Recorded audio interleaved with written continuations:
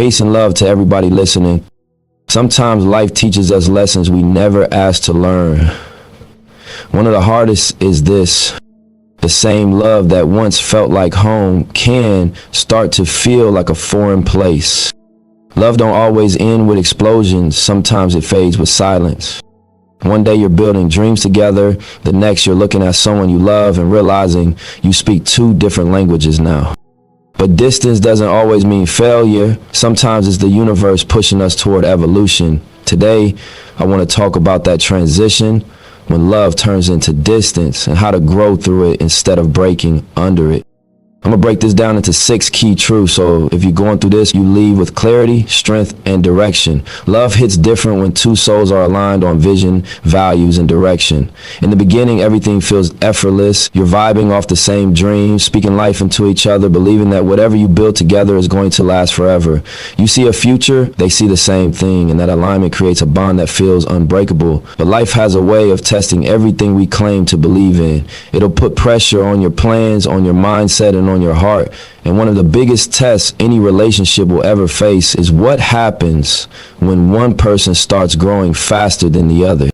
See, love is beautiful when growth is mutual, when both people are elevating, evolving, and committed to becoming the best version of themselves. But real life doesn't always unfold like a movie script. Sometimes you start leveling up mentally, emotionally, spiritually, or financially, and the person you love stays exactly where they've always been. Or maybe it's you who gets comfortable, stuck in routine, while the other person is waking up hungry to evolve. Either way, uneven growth creates a shift. It starts subtle, almost invisible at first. Differences that felt cute or harmless in the beginning start to create friction. What used to be, that's just who they are, now becomes, why don't they want more for themselves or for us? Imagine two people who fell in love as teenagers. Back then, love was enough. Dreams were simple. Be happy, stay loyal, build a family someday, maybe make some money and come up together. But then life starts exposing one of them to new information, new circles, new opportunities, new ambitions. Maybe they picked up a book that changed their mindset. Maybe they lost someone and it woke them up. Maybe they hit rock bottom and realized they're meant for more. They start working on themselves, healing, learning, taking risks, investing in their goals, expanding their vision. Meanwhile, the other person is holding on to the nostalgia of who they were at 17, trying to freeze time because they're comfortable with how things used to be. Now love turns into something else. The person who's growing starts trying to inspire their partner, put them on a game, encourage them to elevate. At first it's gentle. Let's try something new. Let's dream bigger. Let's step out of our comfort zone. But comfort is a powerful drug, and people who fear change see growth as a threat, not as love.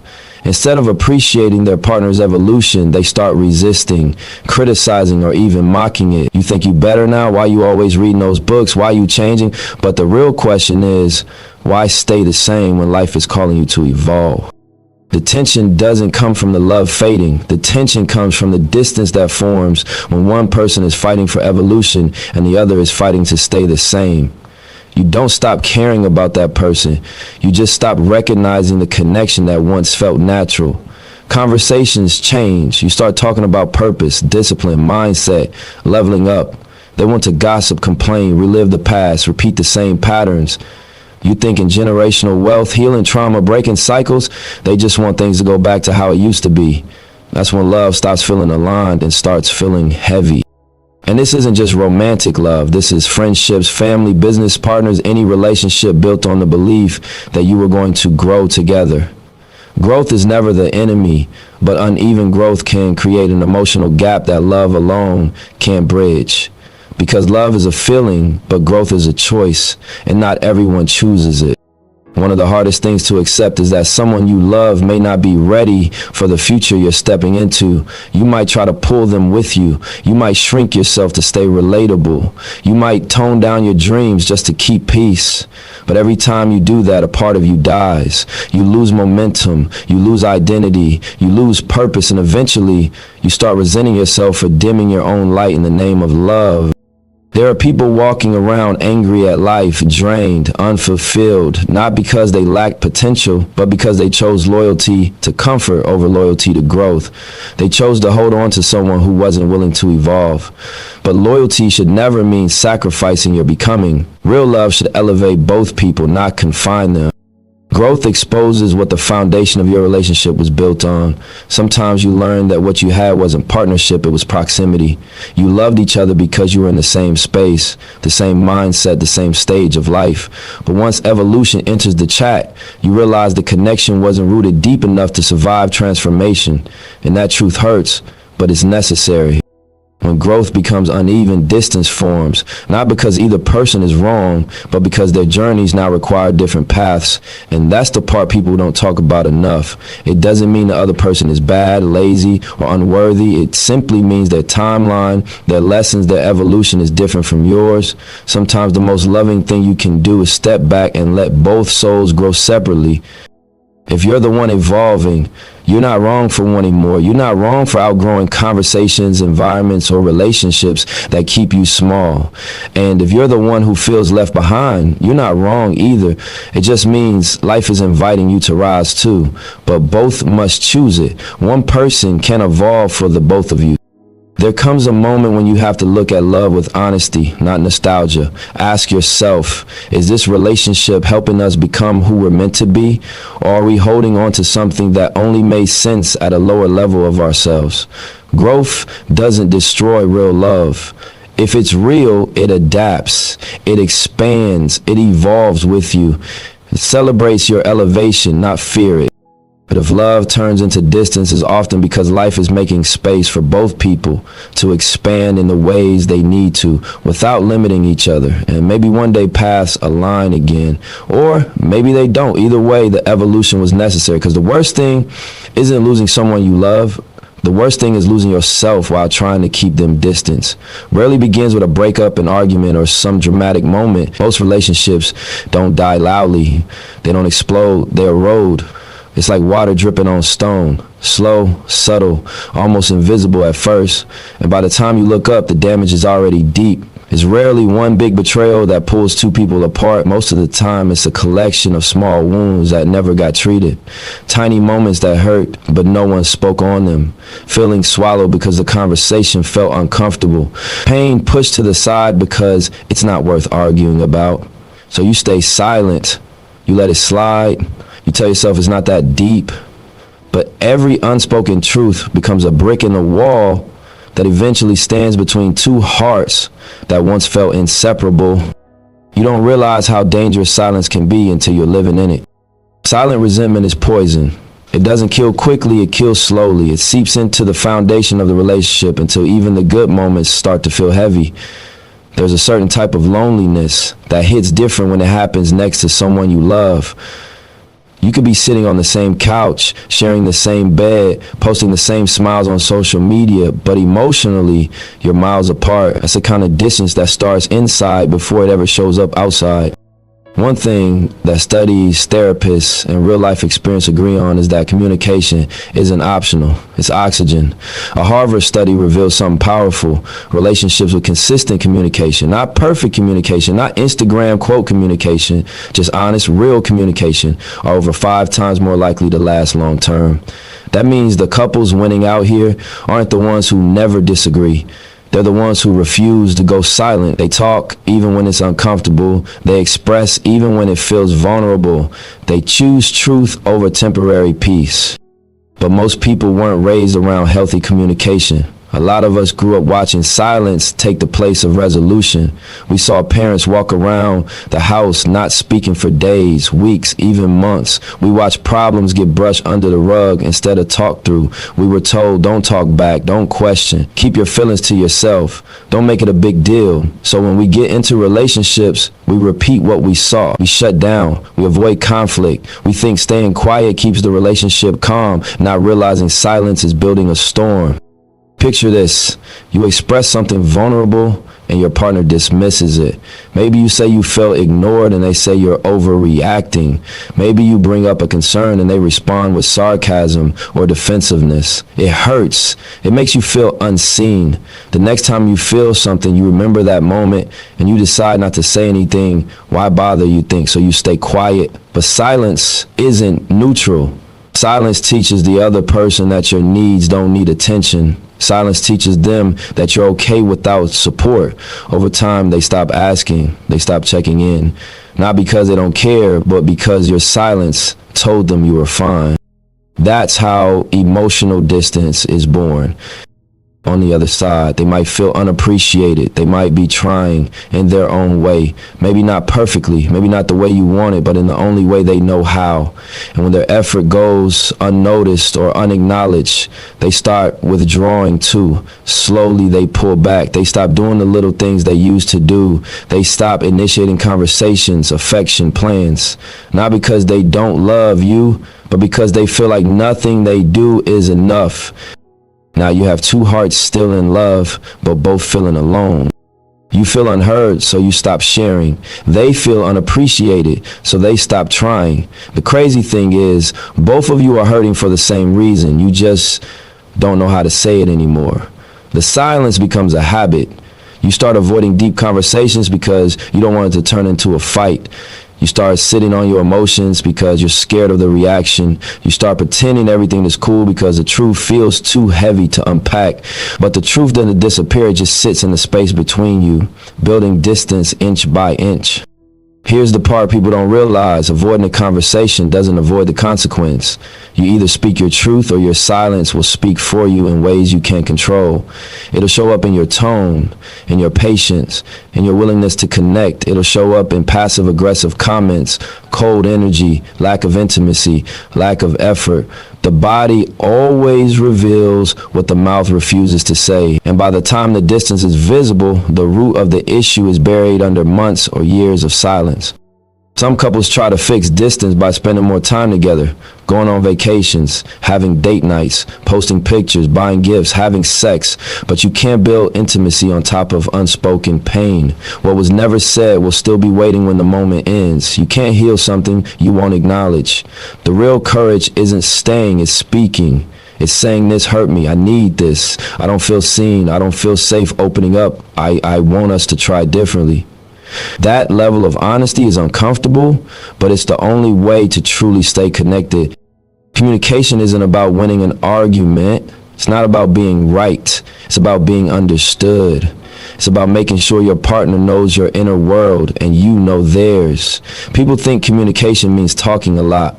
It doesn't. It means talking honestly, from the heart, without the mask, without the ego.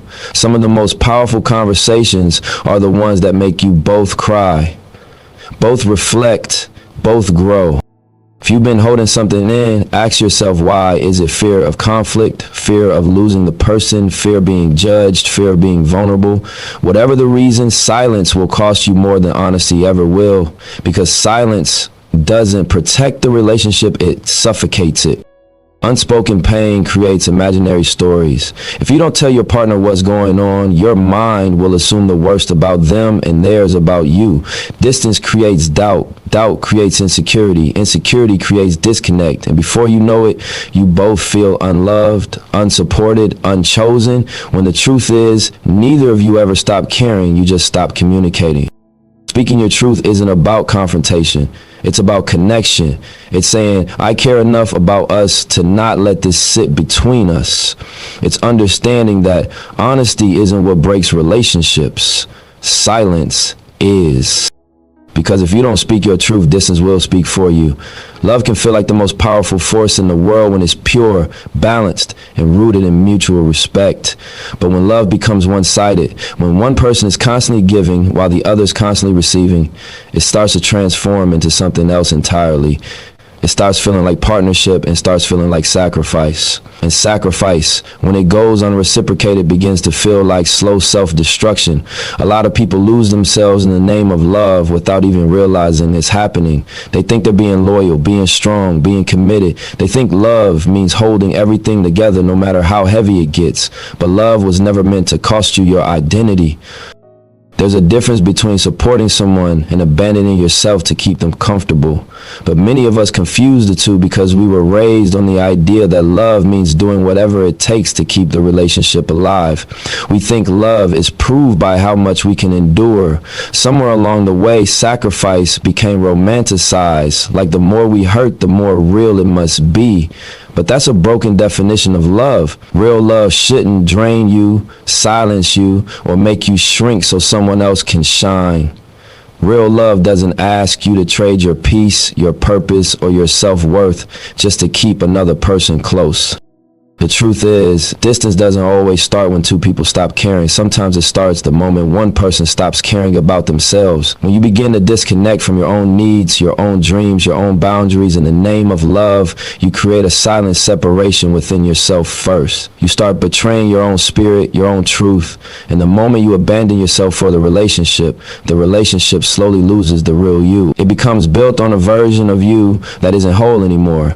Eventually, that creates a distance so deep that even love struggles to reach it. A lot of people confuse love with carrying the entire emotional load. They think being the strong one is their role. They think if they don't carry everything, everything will fall apart. They become the fixer, the healer, the forgiver, the one who tries again and again and again. They're the glue. They're the one apologizing just to keep peace, even when they weren't wrong. They're the one explaining, adjusting, bending, compromising until there's nothing left to bend without breaking. And while they're busy holding everything together, the other person gets comfortable leaning, not contributing, not pouring back into them, not growing. But a relationship is not a rescue mission. It's not one person doing the emotional, mental, and sometimes spiritual labor for both. Partnership is supposed to be a balance. Two people pouring into each other, two people showing up, two people taking accountability, two people choosing effort. It doesn't mean everything is always equal, because there will be seasons where one person needs more support than the other. Life happens.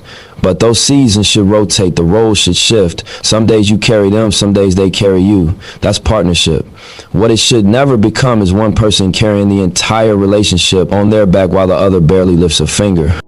Imagine someone who keeps giving and giving and giving. They're trying to be patient, trying to be understanding, trying to be loving, trying to be everything their partner needs. They swallow their sadness so the other person doesn't feel guilty. They silence their needs so they don't start an argument. They overlook disrespect because they don't want to lose the relationship. They forgive things they never should have had to forgive. They stretch themselves emotionally until they are exhausted, and one day they look in the mirror and don't recognize themselves. The spark they once had, gone. The dreams they once chased, on pause or forgotten. The confidence they used to carry, replaced with doubt and insecurity. And the saddest part is, the person they're sacrificing for doesn't even realize the cost. That's not love. That's self-betrayal. People will take whatever you're willing to give, not always because they're selfish, but because you taught them that your boundaries don't exist. You showed them you don't require balance. You demonstrated that they can do the bare minimum and still get your maximum. You trained them to think you don't need anything in return. And once that dynamic is established, it becomes hard to undo, but it always catches up, because eventually the giver gets tired. Not because they stop loving, but because they finally realize that love shouldn't require them to disappear. The irony is, the people who always give the most are usually the ones afraid to set boundaries. They're scared boundaries will push the person away, scared of being called selfish, scared they won't be loved if they stop over-functioning. But boundaries don't ruin healthy relationships. Lack of boundaries do. Boundaries create structure, clarity, and respect. Without boundaries, love becomes survival. You start operating from fear. Fear of conflict, fear of loss, fear of being alone. And love based on fear is not real love. It's attachment, it's dependency, it's emotional imprisonment. The moment you start abandoning your own identity to keep the relationship intact, you plant the seed of distance. Not distance between you and them at first, distance between you and yourself. And once you are disconnected from yourself, the relationship is no longer anchored. It becomes imbalanced, unstable, and emotionally unsafe. Because when someone who has carried everything finally hits their limit, the collapse is not quiet. It comes with years of suppressed emotion pouring out at once. The partner is shocked, confused. Where is this coming from? But the truth is, it's been there. Buried under every unsaid feeling, every ignored need, every silent sacrifice. The most dangerous thing you can do in a relationship is self-erase. The most loving thing you can do is show up as your full self, with boundaries, with needs, with standards, with identity intact. You teach people how to love you by how you love yourself. If you don't honor your own limits, no one else will. If you don't protect your peace, no one else will know that peace matters. If you keep giving beyond your capacity, people will think you don't have one.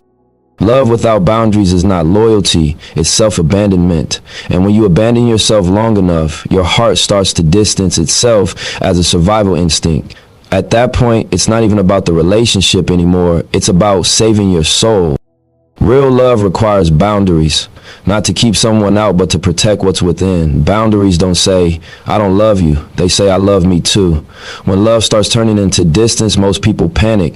They think space automatically means something is falling apart, something is ending, something is being taken away. But distance isn't always destruction. Sometimes it's revelation. Sometimes it's the first honest moment in the whole relationship. Because when two people step back from each other, whether physically, emotionally, or mentally, the truth finally has room to breathe. And truth is something we usually can't see clearly when we're in the middle of the emotion, the routine, the attachment, the comfort, or the story we've been telling ourselves about what the relationship is supposed to be. Distance is a mirror. When you're close up, your vision is blurred. You're too inside the moment to notice the cracks, the patterns, the sacrifices, the mismatched values, or the ways you both changed. But once space enters the equation, things you ignored start becoming visible. You begin to see what was real love, what was fear of being alone, and what was just habit disguised as loyalty. You start to realize some things you were holding on to weren't rooted in truth. They were rooted in attachment, nostalgia, or the fantasy of potential. People say love is blind, but distance gives back sight. Think about how many times someone swore they would never leave a person, only to step away and suddenly see the relationship for what it actually was, not what it felt like in the moment. When you're wrapped up in someone's presence, your emotions speak louder than your logic. You excuse behavior, justify imbalances, rewrite reality just to keep the connection alive, but once the connection loosens, your clarity strengthens. You start replaying conversations and finally hearing what was really being said. You revisit situations and finally understand the lesson instead of just the pain. Distance reveals truth, not to hurt you, but to wake you up. And one of the hardest truths to face is this: sometimes the person you miss isn't really them. Sometimes you miss the version of yourself you were in that relationship. You miss who you felt like when you were with them. Lighter, happier, inspired, confident, needed, chosen, seen. People often say, I miss us. But if you dig deeper, the us they are referring to isn't always the relationship. It's the emotional experience they had within it. Maybe that relationship gave you a sense of belonging you never had before. Maybe it made you feel protected, desired, or understood. Maybe it brought out a side of you that you wish you could get back now that the relationship is gone. Sometimes you don't miss the person, you miss the feeling. You missed the late night conversations that made you feel alive. You missed the inside jokes only the two of you understood. You missed the motivation you had when they believed in you. You missed the softness you allowed yourself to feel. You missed how open your heart was. You missed who you were becoming because they encouraged you. Or maybe you miss who you pretended to be to keep them. Because sometimes we don't just lose love, we lose an identity we built around that love. There are people who didn't even like who they were in the relationship, but after it ended, they missed having someone to validate them, distract them, or give their life meaning. That's when distance shows you the raw truth. Were you in love with the person, or were you in love with the idea of not being alone? Were you connected, or were you just comfortable? Did you build something real, or did you just build routines and call it love? Distance reveals the difference between emotional dependency and emotional connection. When you're still attached to someone emotionally, your mind focuses on the good times, the highs, the first, the beautiful moments. That's natural, but as distance expands, you start remembering the rest too. The times you felt invisible, the times you weren't supported, the times you swallowed your truth, the times you settled, the times you loved them harder than they loved you, and slowly the fantasy loses power and the truth takes its place. People fear distance because they think it means losing love, but in reality, distance often protects you from losing yourself. Space doesn't erase love, it filters it. It removes illusions. It separates connection from attachment. It helps you see whether the bond was based on growth or just familiarity, and that clarity is priceless, even if it hurts at first. Sometimes distance reveals that the love was real, but the timing wasn't. Sometimes it shows that the love was mutual, but the healing wasn't. Sometimes it shows that the love was strong, but the habits were stronger. And sometimes distance reveals that it wasn't love at all. It was just two wounded people trying to use each other as bandages. But here's the part most people overlook.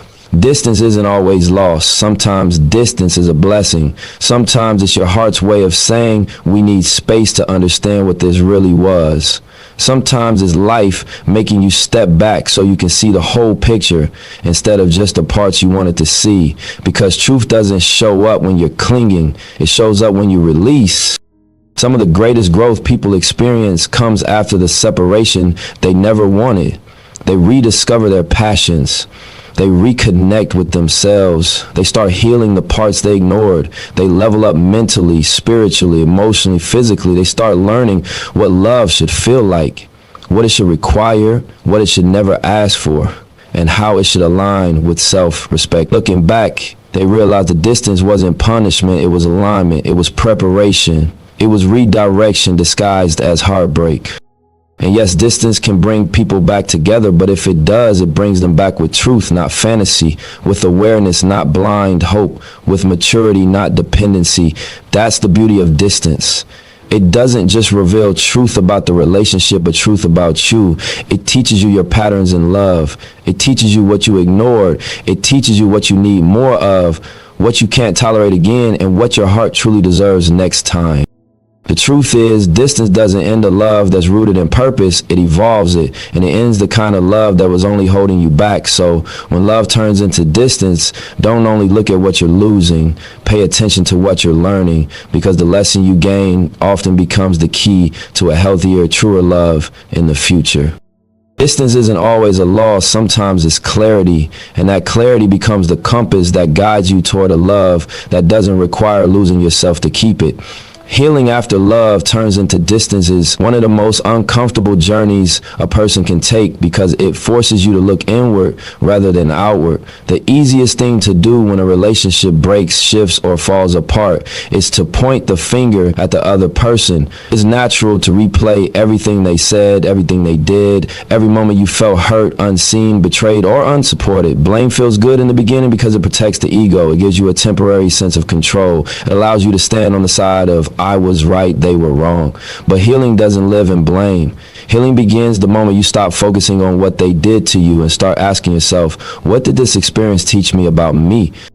That question requires honesty most people aren't ready for, because accountability isn't about letting the other person off the hook. It's about freeing yourself from the weight of the story you built around the pain. Accountability is not self-blame, it's self-mastery. It's choosing to learn instead of staying wounded. It's turning pain into wisdom rather than letting it become your personality. Accountability says, I can't control how someone treated me, but I can control how I allowed it, stayed with it, responded to it, and what I'll do differently moving forward.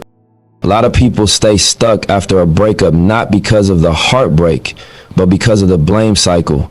Blame becomes a prison. You keep telling the same story. They did this to me. They never appreciated me. They wasted my time. They broke me. They changed. Every time you retell that story, you relive it.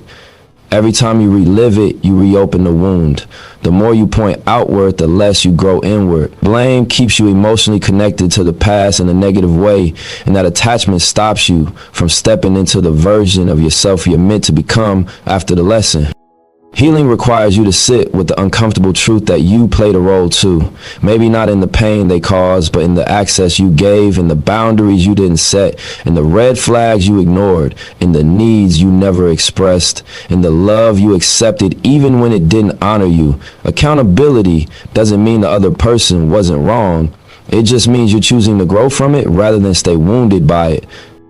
Research from the Gottman Institute, which has studied thousands of couples over decades, reveals something powerful. Relationships with mutual accountability, not perfection, are far more likely to heal, reconciled, or end peacefully with respect. It's not people who never make mistakes that succeed in love. It's people who own their patterns, apologize with sincerity, and actively work to grow. Accountability is a skill. And it's rare because it requires emotional maturity, but is also the foundation of emotional freedom. There's a big difference between saying I'm like this because of what someone did to me and saying I'm working on changing this because I deserve better moving forward. One keeps you stuck, the other moves you toward your evolution. Accountability is the bridge between the two. Even if the relationship is over and there's no coming back, accountability allows both people to heal without bitterness. When two people can look back and say, I see what I did wrong, I see what I accepted, I see where I didn't show up, I see where I ignored myself, the breakup turns into growth rather than trauma. It becomes a turning point instead of a life sentence. You release resentment because you realize holding on to anger doesn't punish them. It only poisons you. Accountability gives you closure from within, even if you never get it from the other person. People fear accountability because they confuse it with self-blame, but they're not the same. Self-blame says it was all my fault. Accountability says I'm responsible for my healing and my future choices. Accountability empowers you because it allows you to take your power back. When you stop needing the other person to fix it, apologize, or understand your pain in order for you to move forward, that's when you truly heal. One of the most freeing realizations you can ever have is this. You don't need the person who hurt you to change in order for you to grow. You don't need them to apologize in order for you to find peace. You don't need them to validate your pain for your healing to be real. You only need to decide who you want to be after what happened. That doesn't mean you deny what they did. It means you no longer let it define you.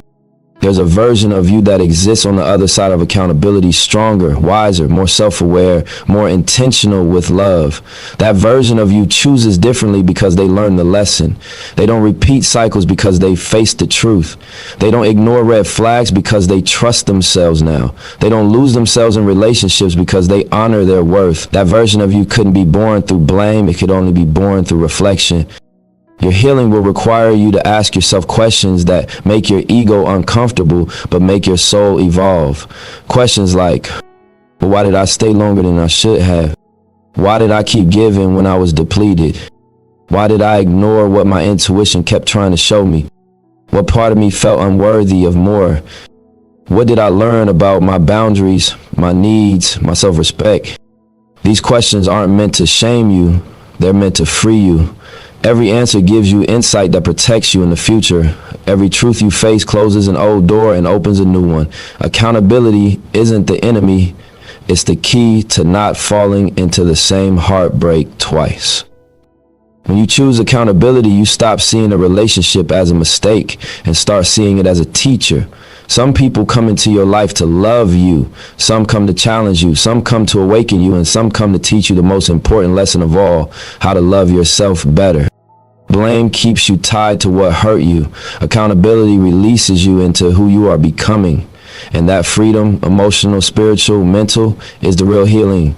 Because once you learn from your past, it loses the power to control your future. Sometimes the loss you fear is the very thing that saves you. When love turns into distance, the first reaction for most people is to see it as an ending. It feels like something precious slipped through your fingers, like a chapter closed before you were ready. You replay moments, you analyze conversations, you wonder if you could have held on tighter or tried harder, but with time and with honesty, you begin to see something deeper. Sometimes love disappears so you can find yourself again. Sometimes distance isn't life taking something away from you. Sometimes it's life returning you to you. When you wrapped up in someone, especially when the connection runs deep, it's easy to merge identities. Your dreams start to intertwine with theirs. Your decisions become influenced by what's best for the relationship rather than what's aligned with your spirit. You begin adjusting, compromising, sacrificing, and sometimes, without even noticing it, parts of you get left behind. The passions you once chased with fire, the routines that kept you centered, the hobbies that made you feel alive. Slowly, they get pushed aside because the relationship becomes the priority. Your world gets smaller, not because love required it, but because you centered the relationship so much that you unintentionally stepped away from yourself. When distance enters, it feels like a breakdown, but underneath, it's often a breakthrough. Space allows you to hear your own voice again. Silence creates room for reflection, for realizations, for truth to surface. You start to ask questions you didn't ask when you were busy trying to hold everything together. Who am I without them? What do I truly want? What makes me feel fulfilled? Who did I abandon in the process of loving them? At first, those questions hurt. They expose the ways you lost yourself, but they also bring you back home. Distance becomes a turning point, a mirror that forces you to look at your life through a new lens. You begin to see how much of your identity was attached to the relationship. You notice how you relied on that person for validation, comfort, or direction. And while that realization may sting, it's also liberating because you start understanding that the version of you who survived that separation is stronger, wiser, and more capable than the version who was afraid of being alone. This chapter, the one after the love story, becomes the season where people rebuild. It's where the real transformation begins, often quietly at first. You start working on your purpose. You shift your focus from what you lost to what you want to create. Some people go back to school, others start a business, hit the gym, find therapy, deepen their faith, or rediscover their creative side. You start pouring energy into yourself the way you once poured it into the relationship. And slowly, you start feeling something you forgot you could feel. You start feeling proud of yourself again. Then, almost unexpectedly, you begin reconnecting with passions you abandoned. Maybe it's music, writing, painting, cooking, traveling, building something with your hands, or showing up for your community. You remember what used to light you up before love distracted you from your gifts. You reconnect with people you drifted from. You invest in friendships and family and real connections that feed your soul. You rediscover joy in simple things, morning routines, solo dates, new hobbies, long walks, self-care, peace that doesn't depend on anyone else's presence or approval. You start to realize you weren't missing them as much as you were missing yourself. Distance also makes room for healing, not just from the relationship, but from everything you never processed before it. You start to notice patterns, behaviors, wounds, and beliefs that shape the way you loved. Maybe you realize you stayed too long because you feared abandonment.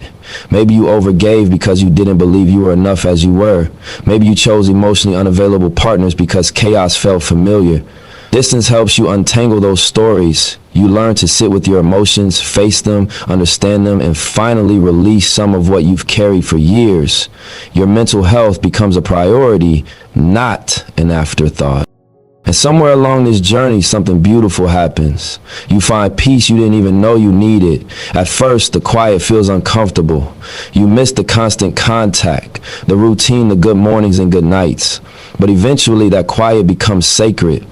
It becomes the space where you hear your intuition clearly. It becomes the space where you learn to love your own company.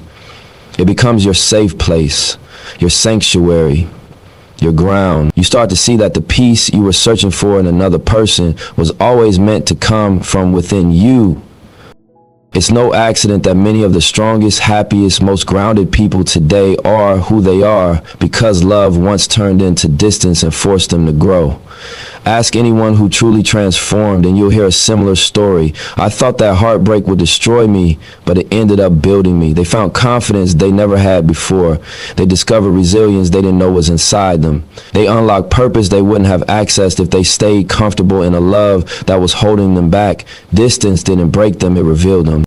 Some people don't discover who they are until they lose who they thought they needed. And often, that version of you, the one that rises after the breaking, is the version that was always meant to lead your life forward. You become more intentional with who you give access to. You elevate your standards, not out of bitterness, but out of self-respect. You no longer chase or beg for love. You attract it by being whole. You no longer fear being alone because you actually enjoy your own presence now. And when love returns to your life, whether with the same person or someone new, you show up differently. Not